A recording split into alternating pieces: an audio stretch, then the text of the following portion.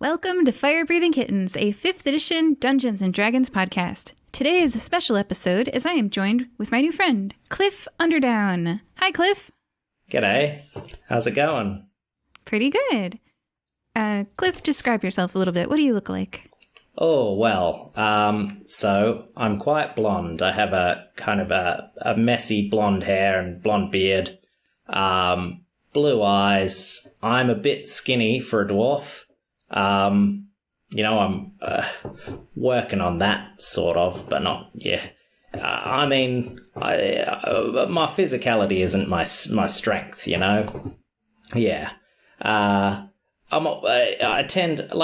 believe in neatness and cleanness and order, but it's not always easy to maintain those things. Well, that's good to know. You're a new addition to the Crayon Box. What color would you be and why? Oh, a bright sunny yellow, because I really enjoy the outdoors and being up high. That's something which my family doesn't really understand. So, but definitely, sunny side up. Yeah. Well, your last name's Underdown, right? So your family... My last name is Underdown. My family are underground. Yeah. What are your strengths, Cliff? Well, I'm really quite good with animals. I can talk to them. And, I really enjoy the way they see the world. They're not caught up in all of this, politics and, I hesitate to say right and wrong, but, they just get on with their lives. And sometimes that's a really good example. I suppose other strengths, I can brew. I come from a brewing background. My family were brewers. But they're very poor now. Yeah. But I'm trying to help them out, even though they don't like it, because they're very proud and they don't like that I've kind of left the family and sending stuff home. But, I try to do the right thing. Yeah. Well, hopefully you can send them lots of money with the earnings that you make here in the guild. Yeah. Question 3. What are your weaknesses, Cliff? Oh, well... people often tell me that I have an inflated sense of what I can achieve through just talking. So I think that, every problem can be solved with a good conversation, but I'm not actually that great at talking through problems. So, I get sidetracked very easily. I suppose the thing is that if people would just listen to my ideas, then they wouldn't have as many problems. But not everyone's convinced by that. So, it's their loss. It's their loss. For sure. So you're being interviewed by Pidge Beekman, and she very much empathizes with if only people would listen to my ideas. She's a rock gnome transfiguration wizard, and the world would be so much better, wouldn't it? Indeed. There's just not enough people that'll listen. So true. All right, question 4 is about where did you grow up? I'll ask you a little bit more about the family that doesn't want you sending money back home. Who brews? Well, yeah, that's a good question. So my upbringing was quite well-to-do. I have some older brothers, and Mum and Dad ran a brewery, but our city was overrun by monsters. And so I naturally decided I'd become a soldier. Which my family disapproved of. They're like, no, Cliff, your job is to run the brewery. You've got to get the grain and you've got to put it into the barrels and, everyone knows how brewing works. But I was like, no, I'm going to defend our proud underground city. But that didn't go well. So we lost everything and had to move out, which really upset my family because they were like, we've always done things this way and it's too late to change.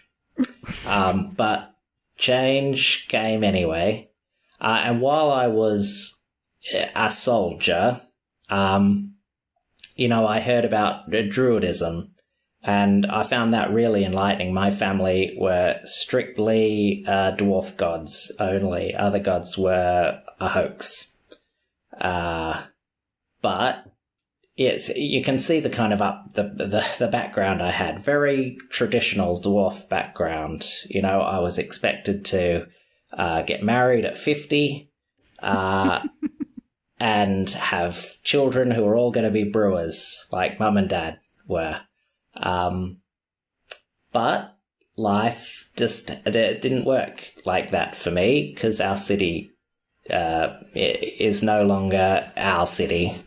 And so I had to make do. Yeah. Yeah. I'm thinking like Mountain Dew, the alcoholic beverage. You had to make do. You wish you could have made do. Yeah. Yeah. Stop me now. All right. So, question 5. Why did you want to join the Fire Breathing Kittens Guild? Well, it is very much a financial matter. I really don't like the idea that my family are living in abject poverty and refusing to do things that, they might need to do to make money because they're too proud. So in one respect, it is just I will send them money because I want them to survive. And I don't really value money that much. My needs are pretty simple, but they do and they need it. And the other aspect of it is it does really annoy them. And so there's that kind of slight pleasure in knowing that they rely on me, even though they don't like what I'm doing, and they don't know my address, so they can't send the money back. Yeah. I was just thinking you could also like send them the money in the form of brewing supplies and like basic, food and supplies like that. What are they going to do? Yeah. Absolutely. Or I could send it from a false name. Ooh, I love it. That's fun. That's a fun idea. All right. Question 6. If you were given a 1-minute advertisement time spot during, much like a Super Bowl, we have an annual Nickimoy fighting tournament. So if you were given a 1-minute advertisement spot during that, what would you fill it with? Wow. Jeez, that's a big question. So I can advertise anything. Mm-hmm. For 1 minute. I guess I would advertise the benefits of chickens as pets because they're really very comforting animals, lovely personalities, and I think everyone should have a chicken in their life. And also they're delicious. So even when things are going badly, you can always be like, I'm sorry, Buffer or Crikey, whatever you've named your chicken. You can be like, I'm sorry, things are not going well. So consider chicken. It's useful in so many ways. Cute, delicious, lays eggs. Yeah, eggs are great. The ultimate utility pet.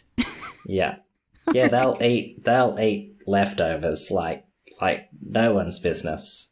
They eat lice, and like if you ever got like lice in your beard, just cuddle a chicken. It'll keep itself busy. You can. It's great, and they're really cheap. Yeah, like it's 2 copper a chicken. That's true. Do you own a chicken? I do. I currently have a pet chicken. I bought it from the market, thinking I'd need it for later, but I've still got her. Her Her name is Chuck. Chuck. But you can also call her, she also responds to Buffhead. And originally responded to dinner. So, well, look, because I can talk to animals, I do try to be a bit subtle around them like that. Because you have those kind of... Well, I think she might suspect, but I think now she's comfortable enough that she thinks that I won't eat her. Which is good, because you don't want a relationship with an animal which is just based on, like, I'm only keeping you around because I might eat you. Like, that stresses a lot of animals out. So you got to have a good relationship of, like... But, look, it goes both ways, because I've told her, if I die in the caves and you're stuck in there and can't get to sunlight for a while... You can eat me. That's the that's the circle of nature. That's the beauty of the druidic religion. Yeah. Well, that is good to know that if we ever are in that situation that you granted your permission to your chickens, that's... I'm sorry. Question 7. What do you like doing in your spare time? In my spare time, I like to go to mountains and bathe in icy streams and pick flowers. Although now I'm getting more in touch with nature, I understand that that's a bit rude. I should probably just look at them. And, just, I suppose, try and achieve that Zen oneness with all things. Wow. It's quite a time-consuming hobby. Yeah, meditating on a mountain in the flowers and the sunshine. Very Zen, yeah. Yeah, trying to channel nature's wrath through you, that civilization. Yes. We had an experience in the episode Happy Little Trees with someone doing that. All right. So question 8. This actually segues pretty well. What things in life are still a mystery to you? Well, I mean, there's the big mysteries, aren't there? Like, where did we come from? And why? And my family always told me, well, the dwarf gods made us out of mud so that we could make beer. But that never really sat as the full picture. Like, I get it. Beer's good. Like chicken is good. But, so I guess I've forgotten the question. But I like to think about all that kind of, yeah, the big stuff. Yes. Did that answer the question? Yeah, sure. Yes. Good. Great. Nailing it. Question 9 of 15. Cliff, we've all got one. What's your annoying habit? Oh, I suppose being right all the time. But not in like a pushy way. Just in a quiet, calm, yeah, I'm a druid, so, we're actually the ones that are right overall. Yeah. Yeah. All right. Okay. Do you speak any other languages? So I speak Dwarven, which is my native tongue. Learned Common, because they teach it in school to all dwarves, presuming that we're going to have to trade beer to humans who don't speak Dwarven.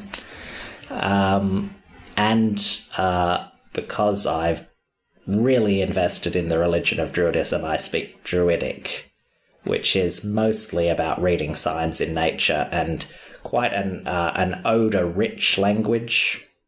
An odor-rich language? Yeah, so it's like animals and druids will leave signs places that you can read if you're a druid. that'll warn you of things and, tell you about nature.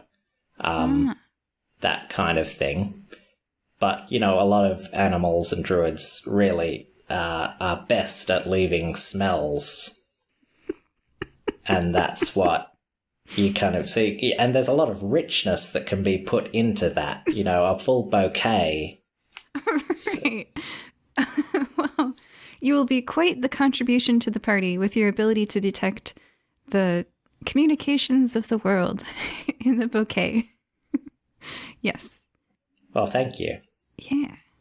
All right. Question 11. Where would you like to visit? Ooh. I have heard that there are places that are really hot and like ferns and palm trees everywhere. And like white sand and like big water. Yeah, that'd be great. Can you just imagine that? Wow. I wish I was there now. It's calm and natural, but not as hard to get to as climbing the mountains to bathe in the icy streams. And less of a shock. Yes. Yeah. Yeah. Yep. You will probably be able to visit a beach with the fire-breathing kittens. We'll see. Yeah, we can make that happen. Yeah. All right. We're heading into the silly question territory. Do you like pickles? Yeah, pickles are pretty good. I mean, I think that druids probably are against pickles, but I like them. Maybe that's just a cultural background thing. I don't know, maybe I should reject the pickle. It is kind of it's kind of like the undead, isn't it? Like you're taking a living thing, a vegetable, and then you're embalming it. So I think theologically I have to say I'm against pickles, but I do quite like the taste of them. Okay, so this is like every Friday maybe you'll religiously observe a day without pickles. Yeah. Yeah, I think that's a good time compromise. Of the year. Yeah. For maybe, just before a particular, like midsummer or something, you'll be like, no pickles. Right before the longest day of the year. Yeah. So like from March to June, just be like, no pickles on Fridays for. Yeah. All right. A penguin walks through that door right now wearing a sombrero. What does it say and why is it here? Oh, well, I mean, I guess the first thing it would do would be to say, hello, I am, and it would introduce itself. I am here visiting your country from Penguin Land, and I have bought this novelty hat. Will you please give me directions to a hotel? Yeah. And then you'd give it directions and... Absolutely, because I speak fluent Penguin. Well, I have to meditate for a little bit, or, do a spell. But then, really great. I imagine a lot of people would have trouble talking to that penguin, but not me. Oh, that's a good point. No one has ever mentioned the language barrier before. Yeah. Well, it's very good that you're on the team. All right. I suspect the others are just projecting onto the penguin, whereas I would be listening to the penguin. Burn. All right. What's the worst part about druids? They're always right, but just quietly so. It's true. Okay. All right, second to last question. What would you like remembered about you, Cliff? I think I would like to be remembered as someone that, just improved a room by being in it, but in a quiet way. Would this be communicated through odor? Yeah, a pleasant smell. I would like to be remembered as a pleasant smell. Like, not a sweet, like, not a flowery smell, but a natural, a rich, maybe like, like baked bread or that kind of, I'm really delving into my my family tradition of like a yeasty beer smell. That's what I want to be remembered for. All right. That's actually, yeah, they say scents are strongly linked to memory. That's a good way to be remembered. Yeah. And very last question. What is one message that you would give to your fans? You know, don't pick the flowers, just look at the flowers. Those plants are using those flowers to try and have babies. And when you pick them, you're basically saying no babies for you. And I don't think that many people really consider that. So just remember that. Well, you heard it here from Cliff Underdown. Don't pick the flowers, just appreciate them. Thank you for joining us, Cliff. Oh, thanks. Thanks a lot. Cheers. And we will see Cliff on an upcoming adventure. Bye-bye. Bye. See ya. Ciao.